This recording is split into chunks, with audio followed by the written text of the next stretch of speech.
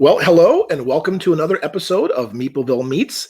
This week, we are very privileged, very honored to have one of the leaders in the board game media, and that is from the Dice Tower, Tom Vasel. Hello, Tom. Hello, everybody. How are you doing, sir? Good. Well, thank you so much for joining us today. I really appreciate you doing this. Oh, well, it's my pleasure. I like to be here. All right, very good. So what I want you to do, first of all, is kind of give like a USP, an elevator pitch, maybe 30 seconds or a minute. For people who have no idea what the Dice Tower is, could you just in a minute or two, kind of just give a general overall statement or description of what exactly the Dice Tower is? The Dice Tower is a board and card game show. It started out from me writing reviews. I've since switched to both podcasting and a YouTube channel, and we talk about board games. We review almost every major board game that's released over the course of a year. We do top 10 lists. We do live playthroughs. There's a lot, but it's basically a YouTube channel that has about several hours of content uploaded to it every day of the week. Yeah, and the thing which a lot of people really need to know, you really do cover the gamut, right? So whether you're somebody who is very much a novice in gaming, or whether you're a hardcore gamer, you pretty much have something for everybody all the time. That's my goal. I mean, we as experienced gamers, it's something I try to keep in mind all the time. It's easy to slip up, but we'll cover some fairly heavy games. We don't necessarily always do the most esoteric games. So if you're a war gamer, we may not cover the most in-depth war games that exist out there. But we try to cover a lot. That's my goal. My goal is that if there's a board game you're wondering if there's a review of, my goal is that there's a good chance we've done it. Right, because I know you say it quite regularly, and it's not that I don't believe you. I know you do, but you guys put up like almost 50 or around 50 videos a week, right?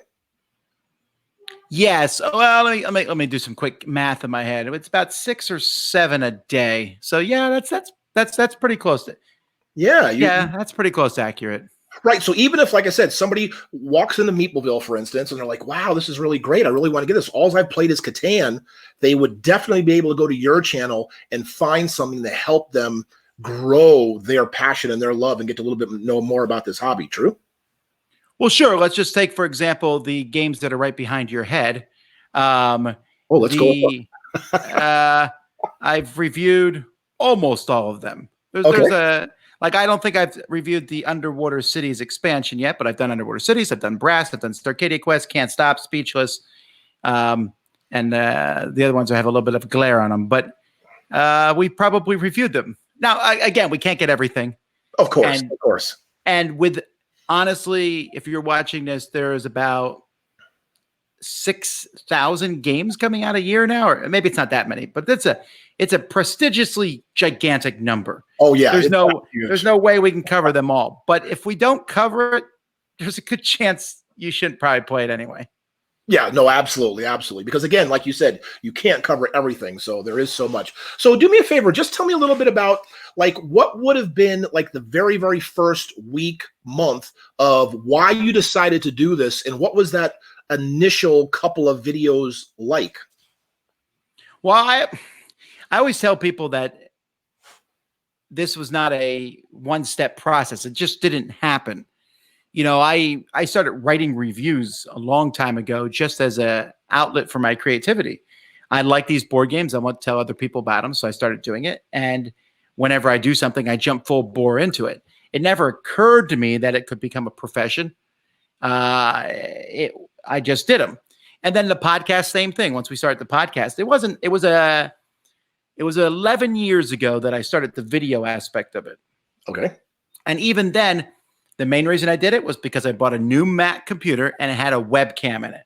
And I thought, I'll use this high quality 240K webcam, record myself. I tend to like to talk more than I do write. So maybe I'll talk through a video. And after I did it for a while, I was like, this is a lot more fun. And so I just kept doing it. And again, I just jump full bore in anything, which is not always the best. You know, like if a video game comes out, that's not necessarily the best way to do things. But I just did it, and so at a certain point in my life, there was a point where I said, "All right, this is too much. I'm going to neglect my family if I keep this up, and or neglect my job. Well, and I need my job to support my family." So I had to say, all right, I need to give up reviewing or drop back dramatically or see if I can make it a job. Right. But that was after I had reviewed for, I don't know, it's been like 7 years since this is my full-time job, something like that. And I've been reviewing since 2002. So I've been reviewing for 18 years. Yeah, it has been a long time. So I always tell people do something for free for a decade and then maybe get a job in it. So one of your inspirations, I think we talked about this a little bit, was Scott Nicholson. Is that correct? He was my inspiration to go into video. I had been reviewing before that, and I saw Scott Nicholson do video. One of the things I liked about Scott was he was nerdy like me, or geeky, I guess is the better word. And he did silly videos and talked about board games. And I thought, I can be silly. I'm told constantly by people that I'm too silly, you know, so I can do that sort of thing. And I just liked his videos. He explained the game, talked about it. And that was my goal. Nowadays there's this wave. People want highbrow entertainment, and there's nothing wrong with that. But I'll tell you, I've read some reviews, not of board games, of movies. And when I'm done, I think that was a great review, but I have no idea what the movie was about. My goal is just to come in there, and when you're done, you may hate me and my opinion, and you may say Tom has no class, but you know if that game is for you or not. Right. No, that's a very good way to approach it.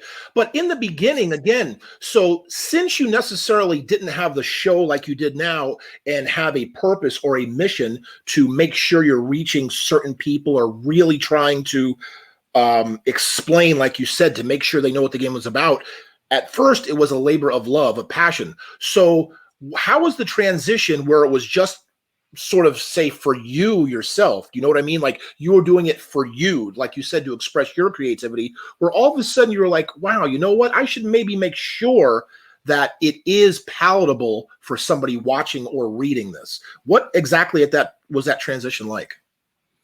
I think it's funny, by the way, you mentioned mission, because back in the days when I first started, I talked to Scott Nicholson, who you mentioned, and he was always like, what's your mission statement? I was like, I don't know. He's like, you need to have a mission statement. I was like, I like to talk about board games. Is that good enough?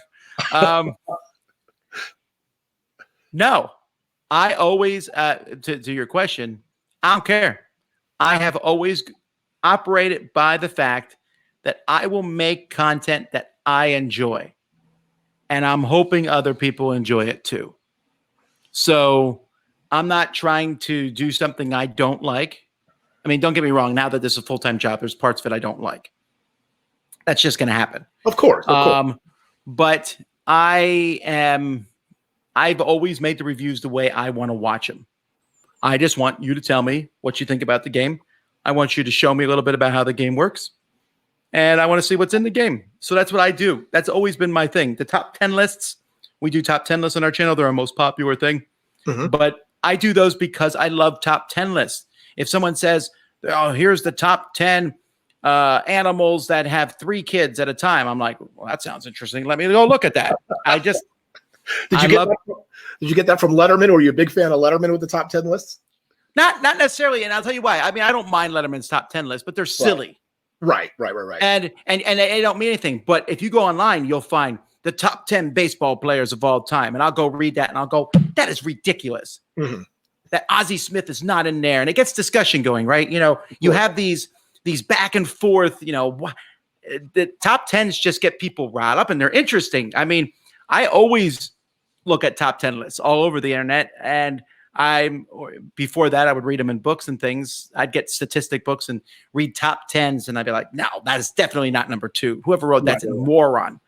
You know, but it's fun to talk about. But let me ask you something, though. So speaking of that, okay, so we got to parse this a little bit.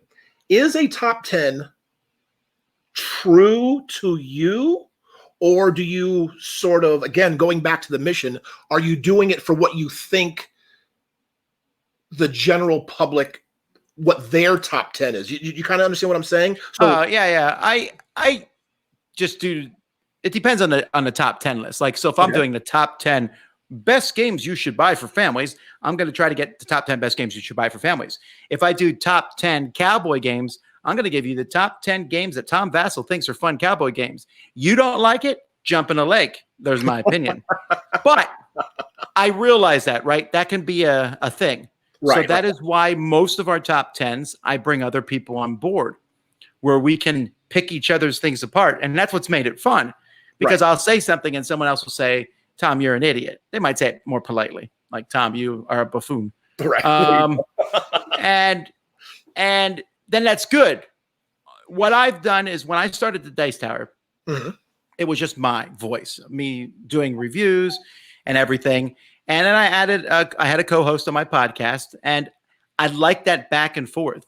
And I tried to surround myself with voice in the Dice Tower who do not agree with me on opinions. Now, I look for some core things. People in the Dice Tower tend to have strong family values. We tend to not tolerate people who are jerks and just want to hang out with people who have fun and things like that. But when it comes to games, we have a wide diversity of tastes. And if someone would email me and say, Tom, I think all your opinions are garbage and you never talk about train games or whatever it is, I'll say, well, are you interested in talking about them? Because I think that's good to hear a bunch of voices. We live in a society, I'm not trying to slide political here at all. Okay. We live in a society where you agree with people and there's so much echo chambering going around about things like politics or whatever. There's like all these echo chambers. I don't like that. I would like to be able to discuss things like even on our top 10s where I said we call each other idiots and things. It's all in good fun. Like it's not real arguing. And that's what I want. I want us to be able to discuss these things. And it's really fun to get passionate about board games because, spoiler alert, it doesn't matter at the end of the day if I like one board game better than you. That doesn't affect our lives at all. We all go home. We're happy. And that's it. But it's fun to talk about it. It's fun to have that healthy discourse. It is. So I mean, generally overall, kind of going back to the initial question to describe the Dice Tower, would you say that the mission per se is to sort of give as much information, as broad information, so people do have, in essence, a true educated choice, or they do have as much information as you kind of can give them so they can be better informed and make a decision? To some degree, but I get easily bored. Those who know me know that I don't like things that are tremendously long. I hate meetings. Yes. As Timm has found out, right? That is true. That is true. Because I found in my life, I sit in a meeting and most meetings, they'll last an hour, 2 hours, whatever. And I'm like, man, we could have got all that information in 5 minutes. And that drives me nuts. So I try to treat my reviews that way. I don't want to hear about a game for an hour. I want you to tell me as quickly as possible. If your review is longer than the game, there's a problem. Right. Now that's not normally the case. But again, I know what you mean, yeah. I have found, though, that is a skill most people have. Most people cannot condense something into a small thing. That's fine for a lot of life. I found my wife, maybe, for example, she'll tell me a story that ends up mostly being my sister went to visit my parents. That's like the whole story. That's how I would tell it. I would be like, my sister visited my parents. I don't even know what the point of that story is, but that would be how I would tell it. Right. My wife will spend 20 minutes telling me that, and I'm like, ooh, what's going to happen? Oh, nothing. Right. Now, that's an exaggeration, but I think we add in all these details. We confuse things. We make things complicated. And I want people to play board games. And board games, there are some complicated ones, but there's thousands that are not that complex, and we make them sound harder. So my goal is to simplify it as much as possible. Okay, well, let me ask you about that a little bit then. So when you're giving a review, and as you said, generally your reviews are on the shorter length. I would say probably 15 minutes is sort of at the high end, right?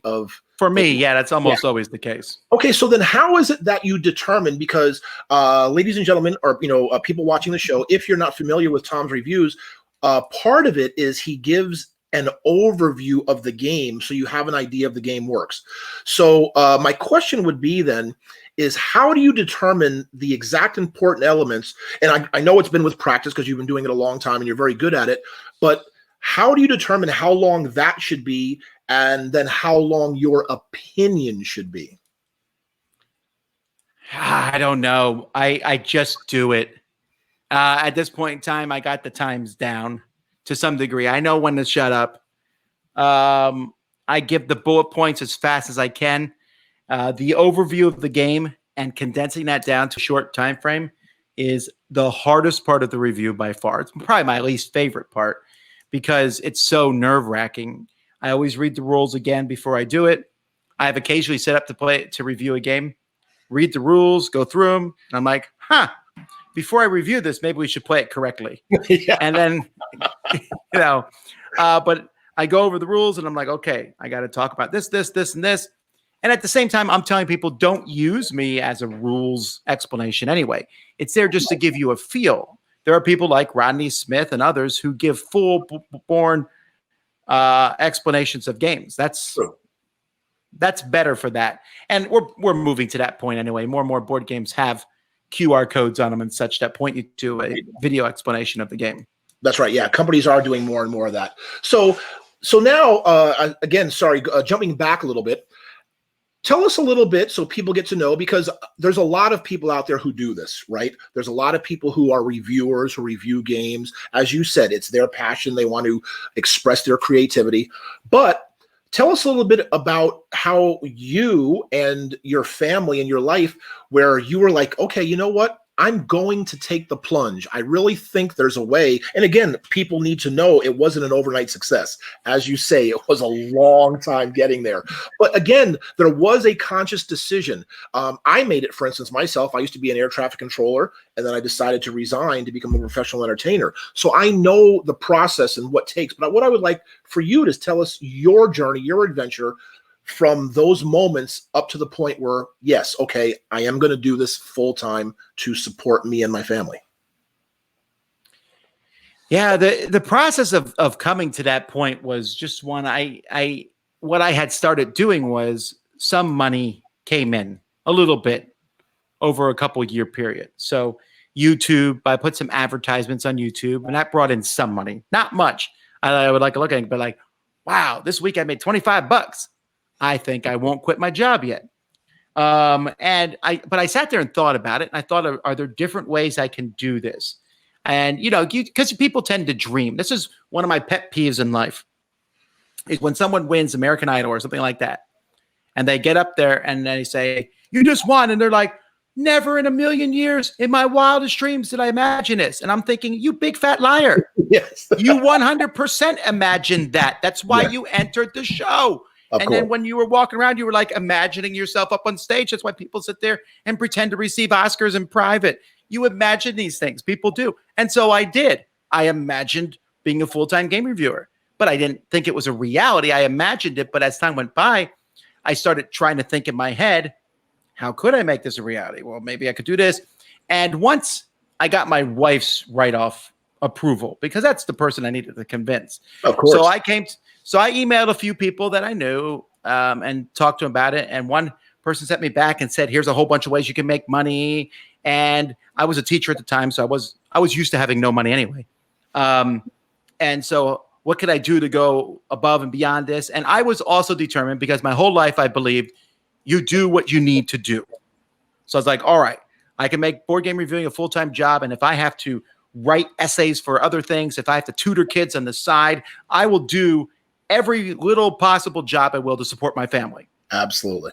So that was my goal. And I went into it fully expecting that I was going to have to do stuff on the side. And at the end of the day, I didn't have to do that stuff on the side because it worked. But it also worked because I had an audience of a decade. Of course. And so again, that made it a little easier. It was not an overnight success takes 10 years. Yes. No, and I wish more and more people would highlight that, because like, for example, just to talk about sort of exactly what you're talking about, for instance, Floyd Mayweather, I get a little upset with him because all he does is he flashes the money, his cars, and his like, and I'm like, no, why don't you talk about the million sit-ups you did, the million push-ups, all the time and effort you did in order to get to that point? Because people need to understand that, for example, to get to you are, to get to other people are who you like want to be like, or you look at successful and this and that, there's a lot of hard work putting into getting there. There is, and I don't want to be remiss in saying I also was lucky in many respects. Yes, there was just some luckies, and I also have some talent. I'm not pretending I'm great, but I can read fast, which doesn't sound like it's a talent, but I can read rules really quickly. I can grok a game super fast. That's helpful. And right.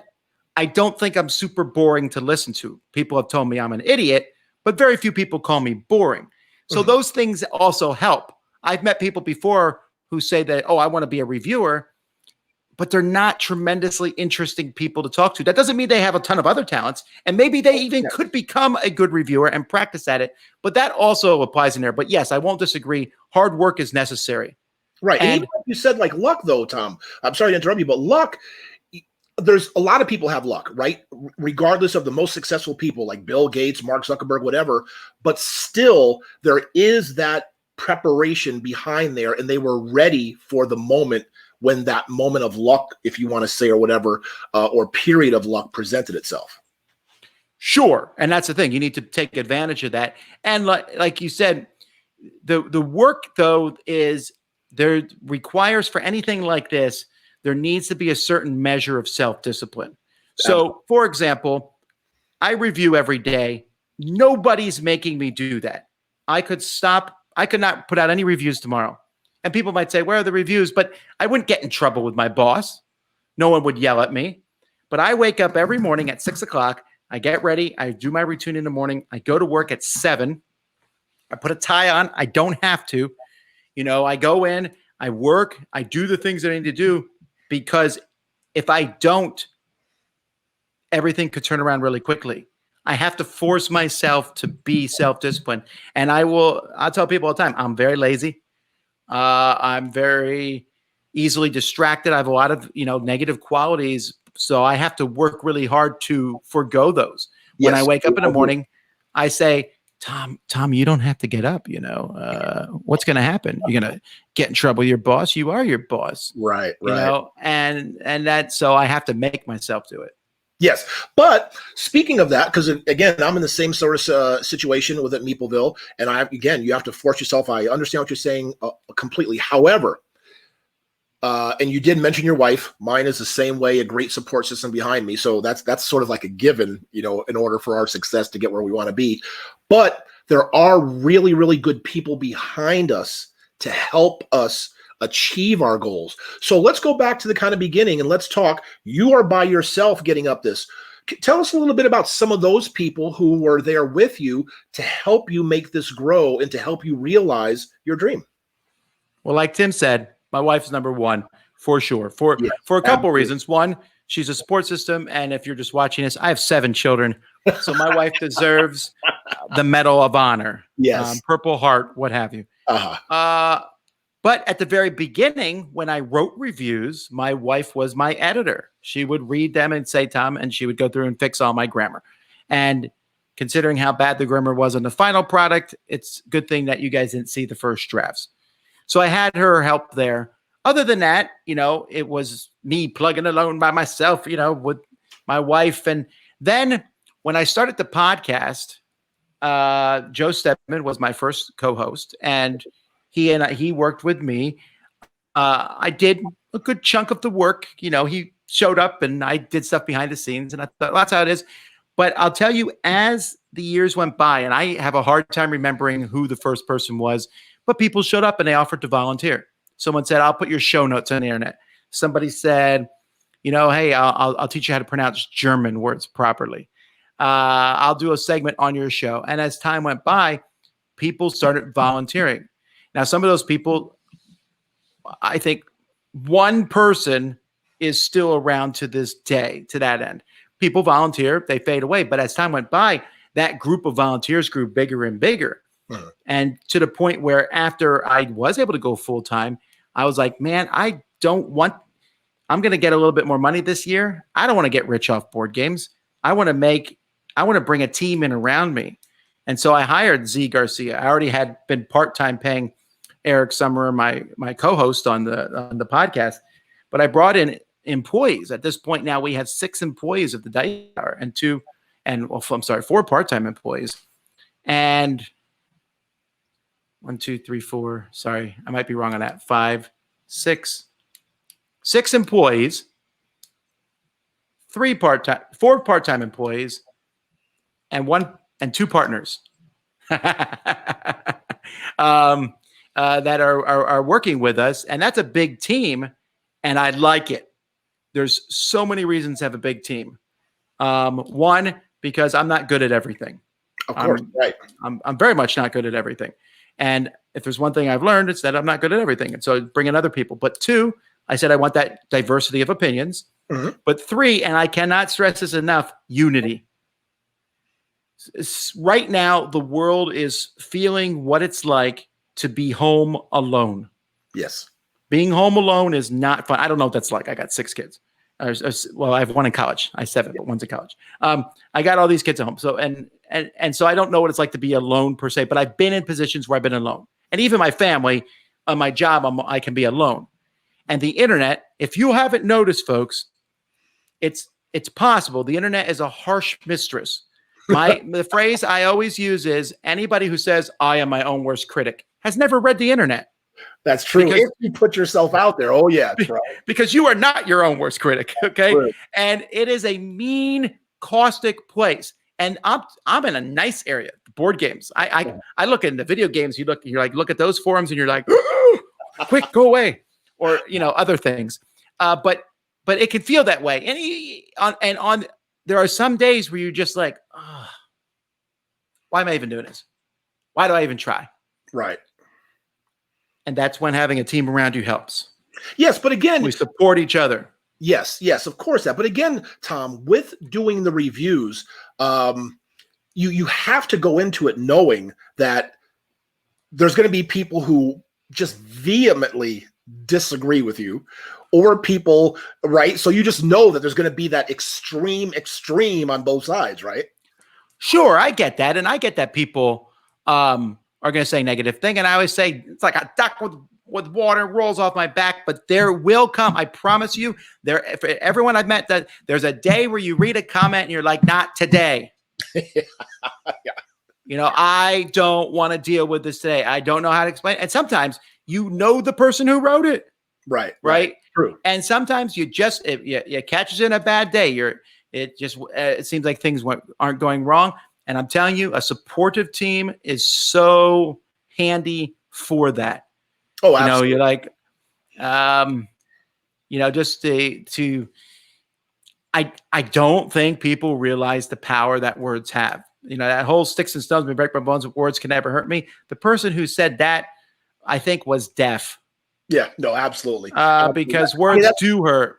Yes, they do. They absolutely do. That's just something they try to teach kids to maybe help them get over. But yeah, trust me, I know words do hurt. But I want to stay on this topic a little bit and talk about how words do hurt. And in your job, I don't know whether it's unfortunate position to have to tell the truth, say, about a game that somebody may have spent years developing, and it's just something you either don't think is a good game or you just don't like.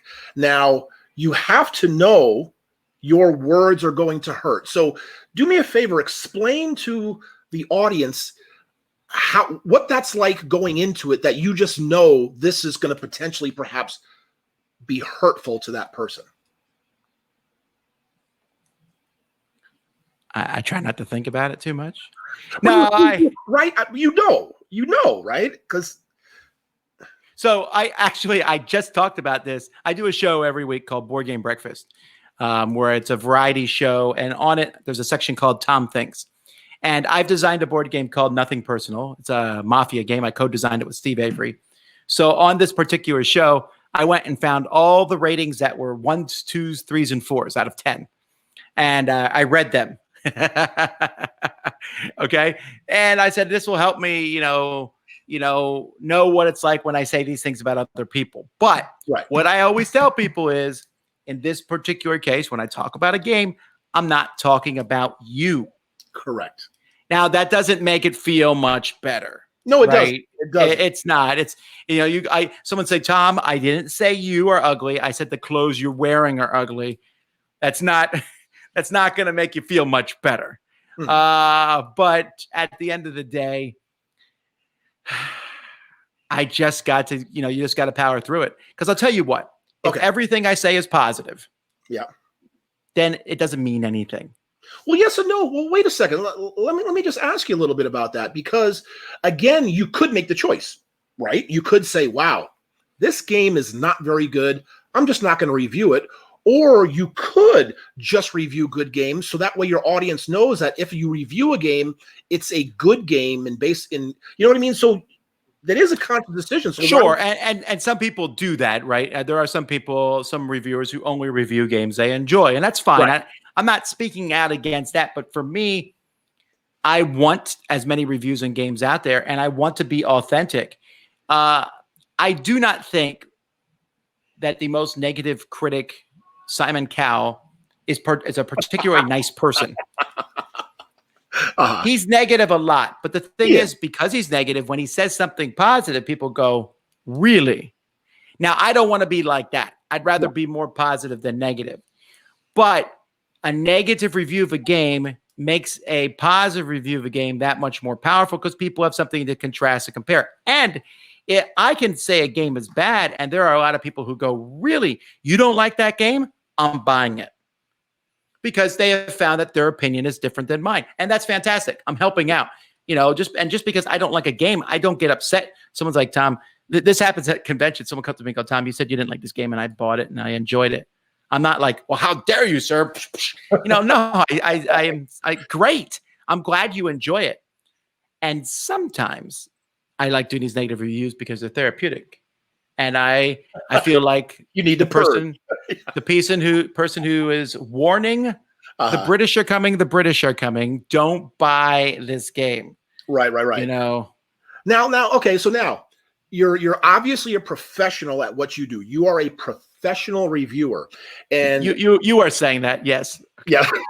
But I know the same thing. For example, at Meepleville, there are games, for instance, that just aren't for me, that I just don't like, but I know they're good games. So I know you have to definitely be cognizant of that and maybe put that forward in everything you do. And how diligent are you to make sure that you distance your personal feeling from the actual validity or whatever, whether it's a good or bad game? I don't know. It's hard. I mean, there are some games I'll say, this is a good game, but not for me. But there's also games I don't like where I can say, this is a bad game. Also, it's not for me. So, like, I might see like a really trashy movie, right? A movie that is panned by the critics at 10%. Audiences are divided on it. I can say that's a bad movie. I don't feel like I have to say, well, we got to find the good in everything. And so, that's why I watched, Julie Goes to Vegas 13, now. That's just a bad movie. I just made that name up. But then there's really good movies again. So like, I found Citizen Kane to be extremely boring. I'm sure it's a good movie, but I was bored by it. And, every year when they announce the Oscar winners, I look at them and go, I don't know if I guess I don't like good movies.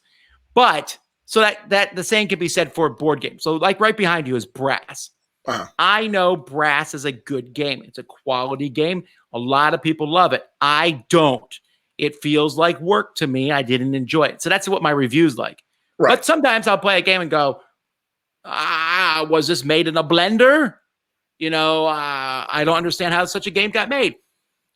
Okay. And if people shouldn't be taking my words as gospel anyway. So I don't worry too much about it. I think once a reviewer sits there, and it's easy for a reviewer to come in like, here is my review, the words of God. That's very problematic. And there are reviewers like that. Yes, we all know there are. So, if I could really, really, really try to put you in a box for a second for the people watching, maybe 3. Give us then 3 things that you think are necessarily essential for a good game.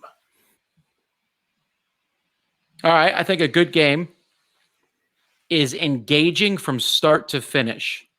As soon as you start, you're involved. And then once you finish, you're still involved. You have a good time. You don't get bored at any point during the game. I think a good game is one that when you are done, you will remember that game. You'll remember the good experience of that game. So later that night, I might sit there and think about that game. So I've just recently been playing a game on my iPad. It's a board game on the iPad called Slay the Spire. And I keep thinking about it, even when I'm not playing it, because it's a good game. And so that it leaves you with those memories. And a good game is one that I think I'm a better person. It sounds so generic, but you're asking me for generic stuff. A good game is a game where when I'm done with it, I'm a better person than when I started. I've learned something. I've made a deeper relationship with the people that I'm playing with, whatever it might be. Other than that, I'm hesitant to say something's a good game because games are in such a different categories. Some games make you laugh. Some games make you not talk at all because you're sitting there staring at the board. Right.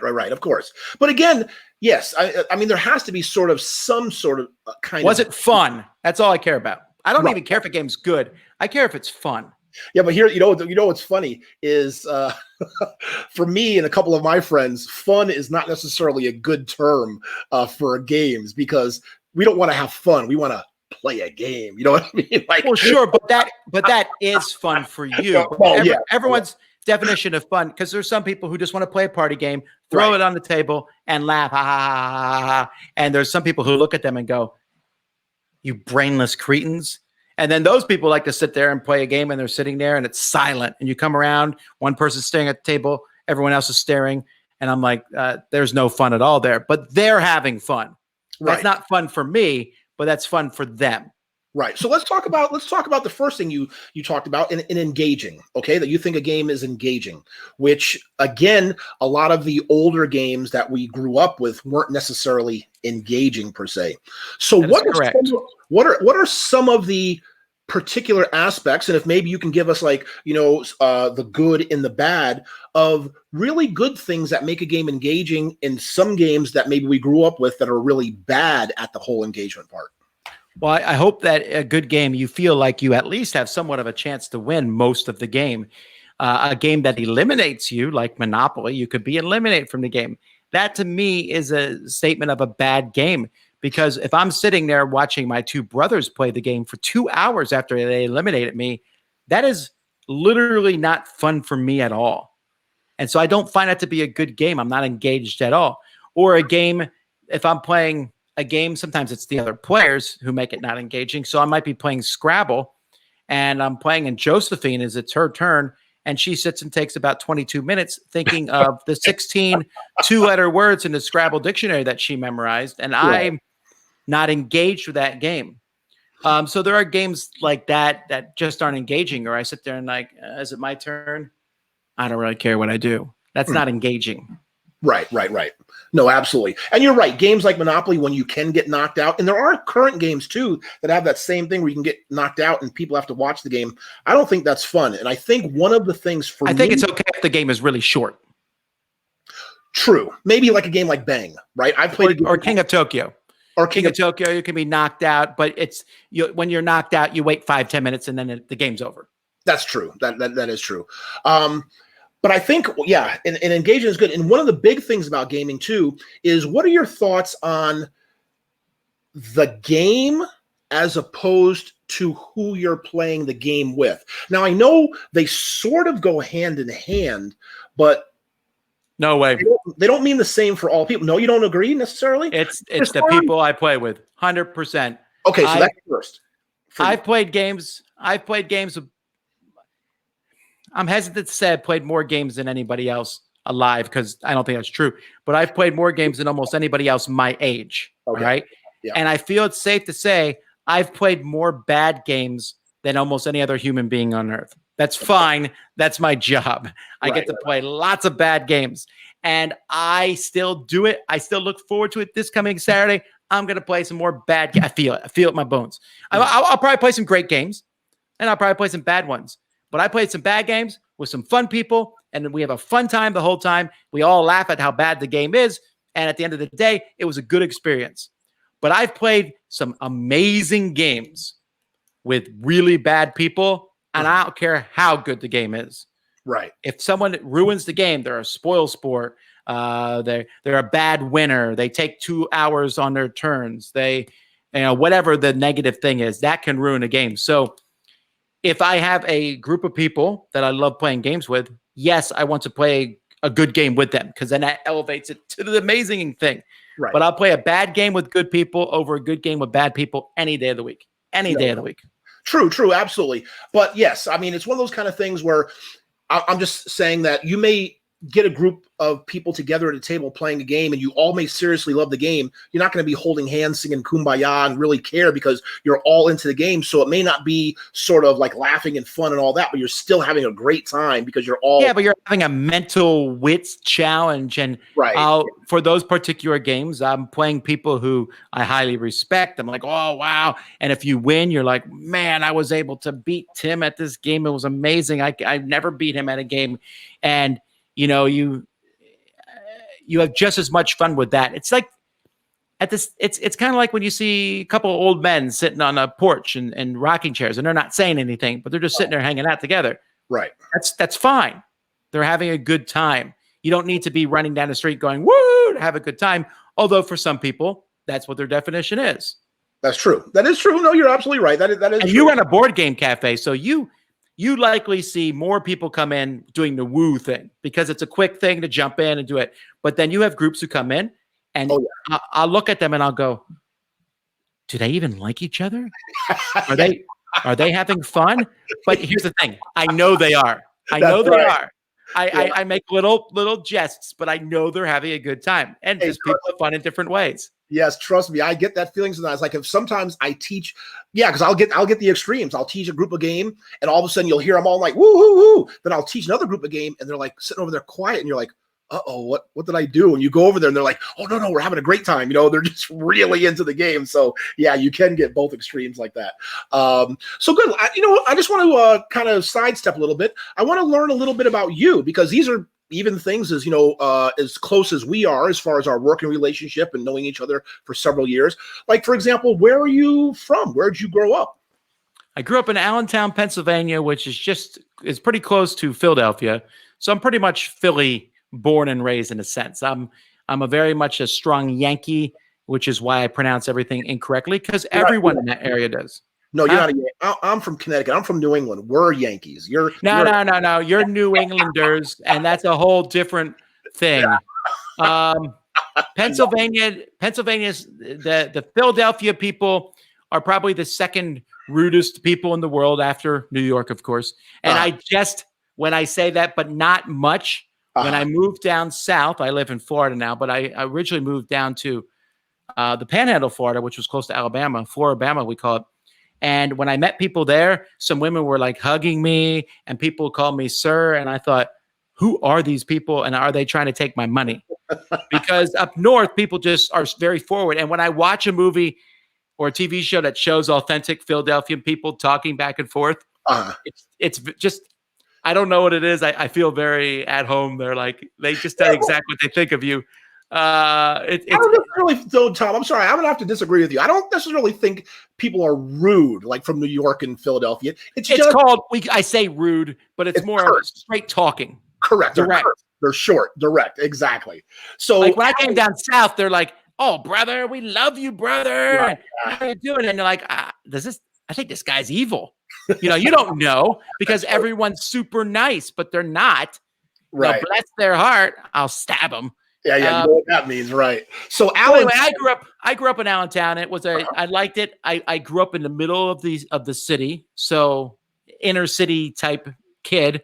We lived in row homes and everything. It was an incredibly diverse community, very not particularly rich community. And I don't know, I had a good time. That's the way life was.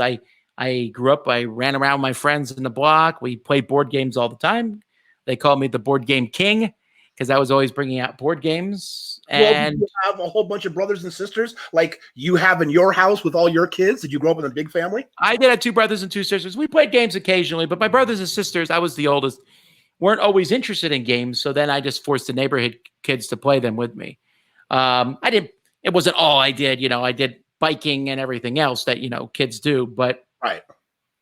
As I got older, I got more interested in board games and in gaming in general, but it wasn't until college that it exploded. I went to college in Pensacola, Florida. Okay. And when I was there, I took some board games with me. I tried to start a board game club I think specifically it was an Axis and Allies club.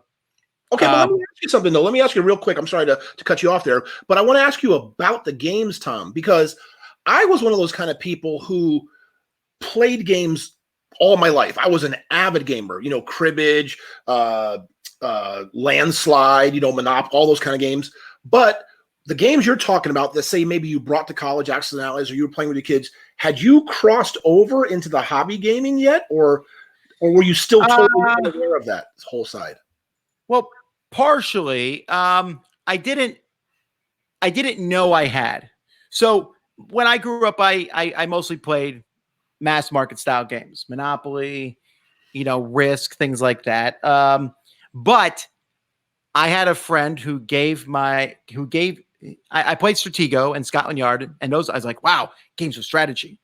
And then I had a friend who gave me Fortress America, and I was like, what is this game? And then my neighborhood friend said, oh yeah, I got Axis and Allies. I don't know what this is. And I was like, give me the rules. I'll learn it.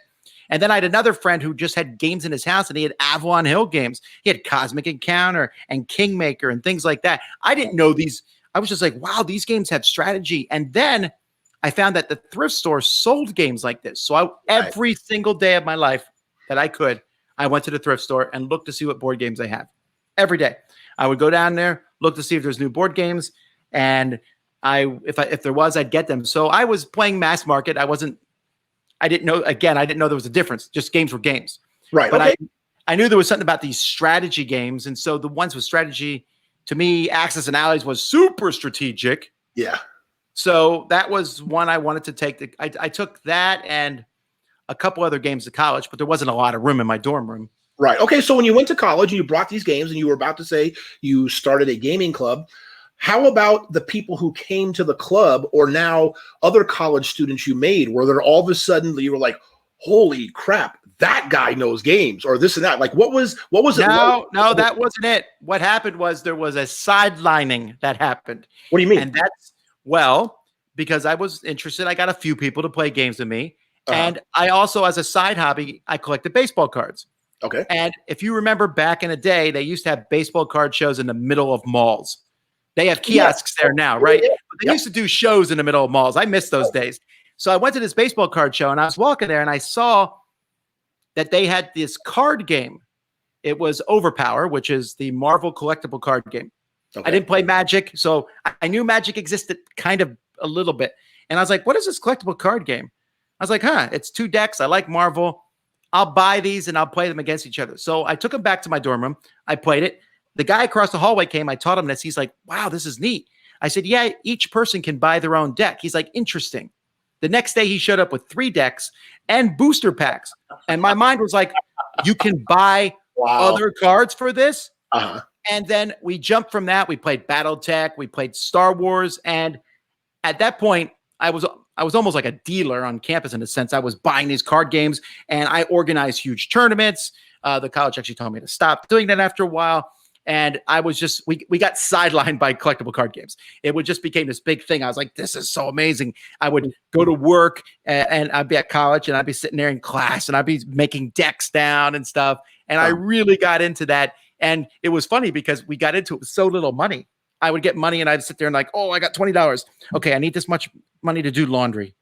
And I probably should do this with this money, but I can buy 4 booster packs if I'm not. And so that really, almost my whole college career, that was collectible card games. Okay. When I got married, my wife was like, I was like, Laura, you will love this collectible card game thing. She did not at all. Right. That she had no interest in collectible card games. And I also dabbled a lot with Warhammer 40,000. Okay. Someone showed me an army with that. And I said, wow, this is like a collectible card game, but you don't have to randomly get stuff. You just pick the stuff that you want in your deck, your army. So I built these armies and everything. And that's probably where my life would have gone. I did some role playing on the side, collectible card games, but mostly Warhammer 40K. And then my life got completely shaken upside down, and we moved to Korea. When we went to Korea, I didn't have room to bring my Warhammer, and I finally got it shipped over, and no one would play. Nobody. There was a few teachers. They didn't want to play it. And I was like, what am I going to do? I don't know what to do. I know what. I remember Axis and Allies. I'll get that.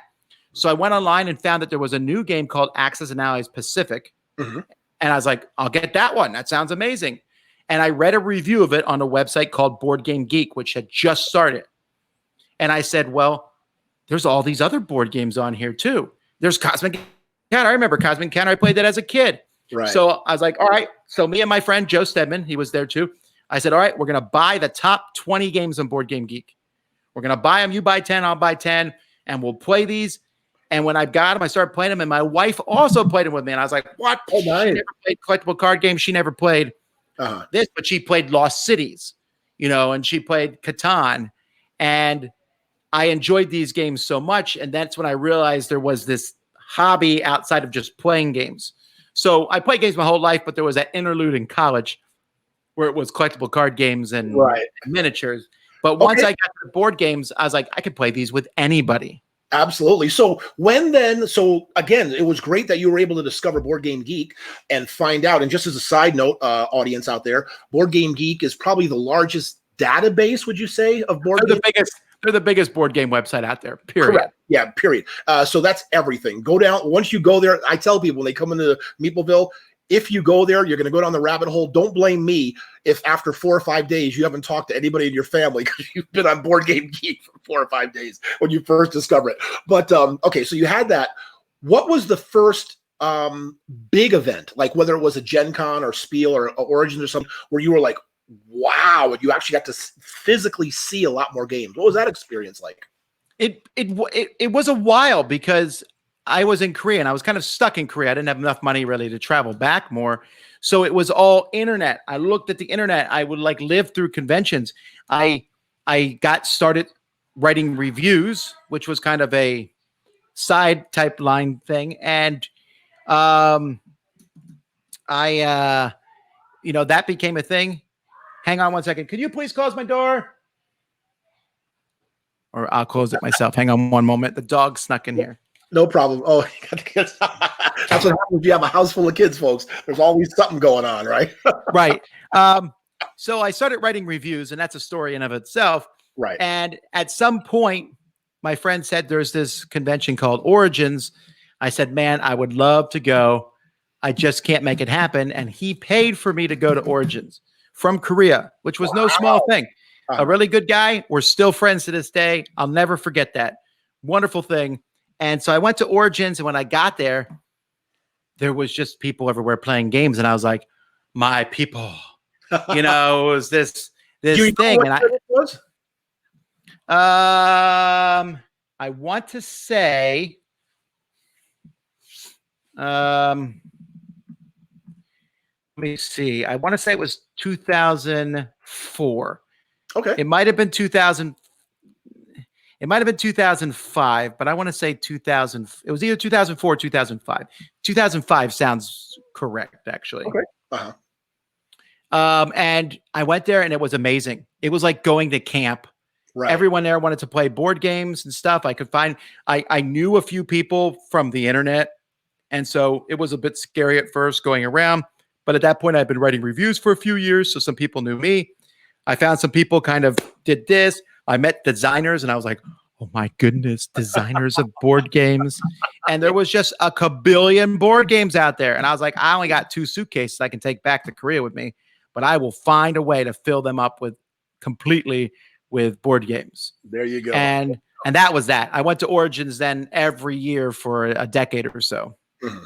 Yeah, and just so the folks out there know, in the United States, Tom, I think you would agree with this. There are the two biggest board game specific events are probably Gen Con, which has about 75,000 unique individuals somewhere around there, and then Origins, which has about 20,000. Well, Origins is probably number 3 at this point because PAX Unplugged has probably passed it. Thank you. That's right. I forgot about that because yeah, they're only about 4 or 5 years old now, and I forgot about them. But yes, PAX Unplugged. So those 3 are like the biggest board game specific events in America. Sure, but also back in 2005, I would say there might have been 5 or 6 board game events. Period. There are now well over 100. Yes, there are. Probably more than that. You can go. If I wanted to go to a convention, well, not now in 2020, but any other year, if I want to go to a convention every week of the year, I could almost pull that off. Yes, you could. Yes, you could. And that's a kind of a good transition because we got just a few minutes left here. But I want to kind of end the interview or end the time we're together talking about Dice Tower. And so that way more people know about what it offers. So speaking of events, the Dice Tower does hold 4 board game specific events. Why don't you tell the audience exactly what they are? Right. So we started with Dice Tower East, which is closest to where I'm at. I live south of Miami, but it's in Orlando because Orlando's a great place to have a convention, and that's every year around July 4th.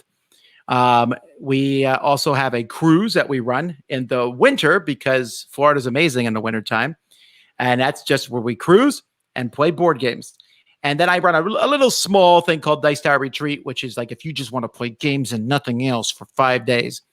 And then Dice Tower West, which Tim knows because he's the director of it, out in Las Vegas. We picked the two biggest destination cities in America, Vegas and Orlando. And so we're covering most of America that way. You can get to those. We may add more in the future years, but running these 4 is a lot of work already. It is a lot of work. But again, it's just another way to get people into gaming, to expose people into gaming.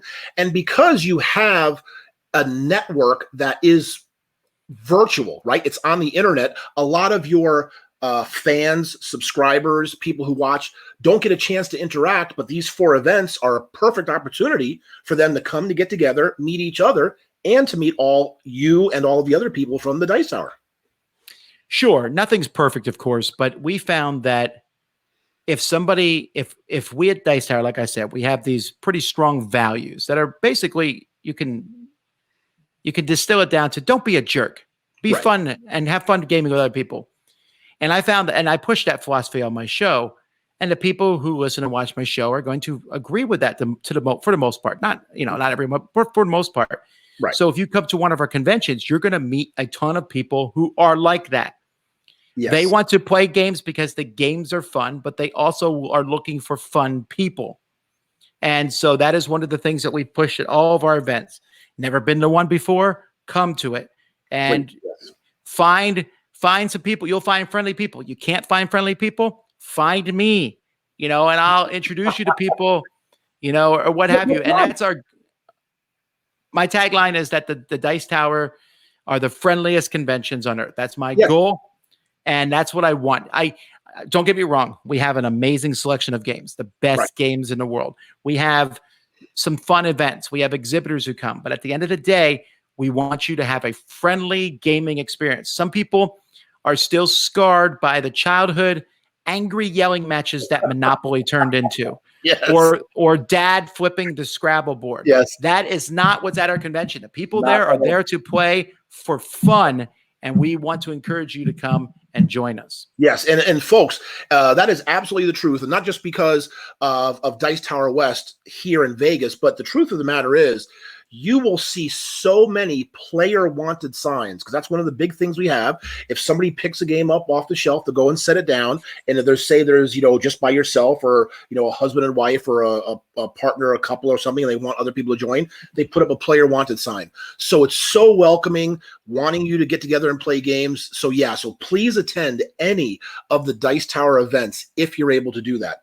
So also, if you could, I don't know how much you have this memorized. I don't want to put you on the spot, but can you maybe go through the week starting with Monday like that and kind of let people know what they can experience and what they can expect from the Dice Tower? And then, by the way, that's dicetower.com, and that's where you have access to all. Oh, are you on the YouTube channel?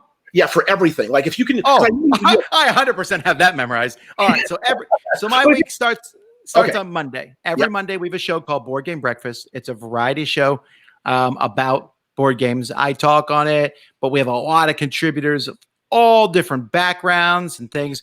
It is the most diverse board game show there is. So many voices.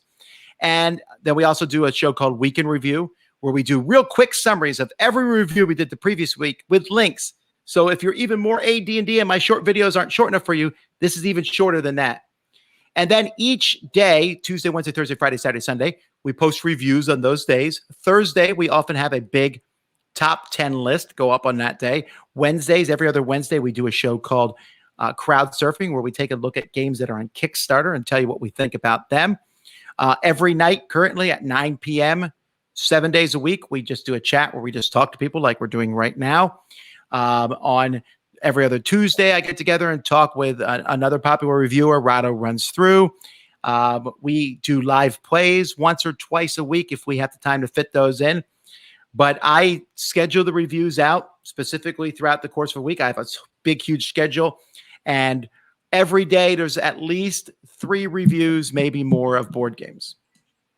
Yes. So, folks, as you can see, there are tons of stuff. And Tom left out a lot because he can't remember everything. They even do things which you might be like, what is that all about? But there's a thing called unboxing, right? Where you just literally. That's true. We have actually a separate channel, Dice Tower Unboxings, where if you just want to see what's inside the box, we open it up and look at it. I think boxings are boring. So I have on my channel a series called the most boring unboxings in the world.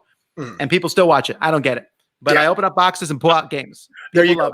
So, folks, the reason I wanted to let you know that and for Tom to go over it is because if you really, you don't even have to love board games like we do. I mean, we are just really passionate and love board games. Even if you just like board games, but you just want to see what's out there, get a little glimpse of some other stuff, the Dice Tower is such a vast resource for any kind of thing you want. If you just want to listen, there are podcasts. If you just want to see, for example, unboxing, what the game looks like, there's that. If you want to hear certain reviewers, and like Tom said, as far as the diversity of reviewers, you're going to find that you're going to be like, wow, I like what they say. I agree with them. And you'll kind of navigate towards that. And that's what you kind of offer, right, Tom, with the different kind of reviewers?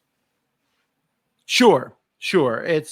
It's we want you to know and find the reviewer that you like.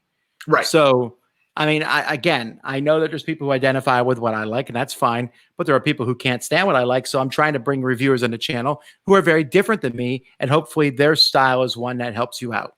Right. And again, the top 10 lists are fantastic because a lot of them are just, like he said, really obscure. I don't know where you get these ideas from. I put a lot of thought into them. No, you don't. You just like Google something and like, okay, no. I have this big long list of things, and I sit there and I put some effort into making these top 10 lists. Like this coming week, we're doing our top 10 one-hit wonders, games that are that the designer, it's pretty much their only game, or at least their only major game they've ever published. Right. That was hard to figure that stuff out, you know. But I think it's an entertaining list to talk about. So it is. But what I mean, folks, is, and I say, no, I know you put it to work, but I mean, they'll do like top 10 games with the letter J, the top 10 games with the color in it, or top 10 games, whatever. It's just like there's such a diversity, and it's kind of good, right? Because as you play games, just like, yeah, what about that? And it just helps you like, geez, I never heard about that. You want to go look at them. So it's just a great, great, great resource. So Tom, I don't want to take up too much time. Thank you so much for joining us tonight. It was great to know because there was a lot of stuff I got to learn about you, where you're from and doing all that. And I think it was just great for you to be able to talk about the Dice Tower and let people know the mission, family friendly, as you said, basically. Just don't be a jerk. Enjoy games. Don't be a jerk. That's my general philosophy. Yes. I'll game with almost anybody except jerks. That's what right. I say. Yes, and just realize that this is such a tremendous hobby, a great way to meet other people, just to make new friends, to really enhance your mind, right? To really think and have fun. Gaming is such a wonderful hobby.